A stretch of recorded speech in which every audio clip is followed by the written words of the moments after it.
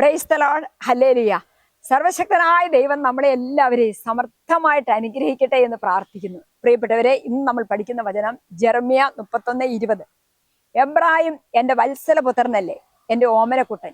അവന് വിരോധമായി പെരുമാറുമ്പോഴെല്ലാം അവന്റെ സ്മരണ എന്നിൽ ഉദിക്കുന്നു. എന്റെ ഹൃദയം അവന് വേണ്ടി തുടിക്കുന്നു. എനിക്ക് അവനോട് നിസ്സീമമായ കരുണ തോന്നുന്നു. കർത്താവ് അരുൾ ചെയ്യുന്നു. പ്രിയപ്പെട്ടവരെ, പരിശുദ്ധാത്മാവ് തരുന്ന കൃപകളിലെ ഫലങ്ങളിലെ വലിയൊരു ഫലമാണ്, കൃപയാണ് ഈ കരുണ എന്ന് പറയുന്നത്.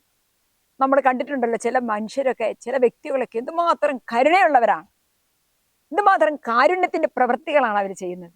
അത് ഈ പരിശുദ്ധാത്മാവ് അവർക്ക് നൽകിയിരിക്കുന്ന ഫലം, ആ കരുണയുടെ ഫലം, കരുണയെന്ന വലിയ കൃപ അവർക്ക് നൽകിയിരിക്കുകയാണ്. ദയ, കരുണ, അനുകമ്പ എന്നൊക്കെ പറയുന്ന വാക്കുകൾ അവരുടെ ഹൃദയത്തില് പരിശുദ്ധാത്മാവ് കൊടുത്തിരിക്കുകയാണ്.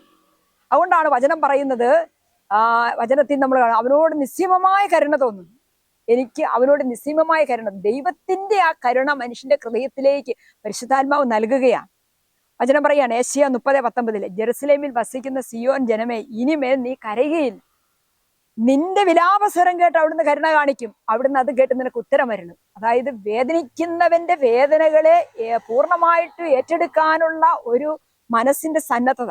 അതുകൊണ്ടാണ് കണ്ണുനീരിന്റെ കാരണങ്ങളിൽ ഇടപെടുന്ന ഒരു ദൈവത്തിന്റെ ആ സാന്നിധ്യമാണ് നമ്മളിവിടെ കാണുന്നത്.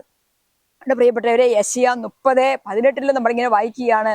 അതിനാൽ നിന്നോട് ഔദാര്യം കാണിക്കാൻ കർത്താവ് കാത്തിരിക്കുന്നു, നിന്നോട് കാരുണ്യം പ്രദർശിക്കാൻ അവിടുന്ന് തന്നെ ഉയർത്തുന്നു. എന്തെന്നാൽ കർത്താവ് നീതിയുടെ ദൈവമാണ്. അതായത് അവിടുത്തേക്ക് വേണ്ടി കാത്തിരിക്കുന്നവരുടെ മേലെ ദൈവത്തിന്റെ കരുണ പെരുമഴ പോലെ പെയ്തിറങ്ങുകയാണ്.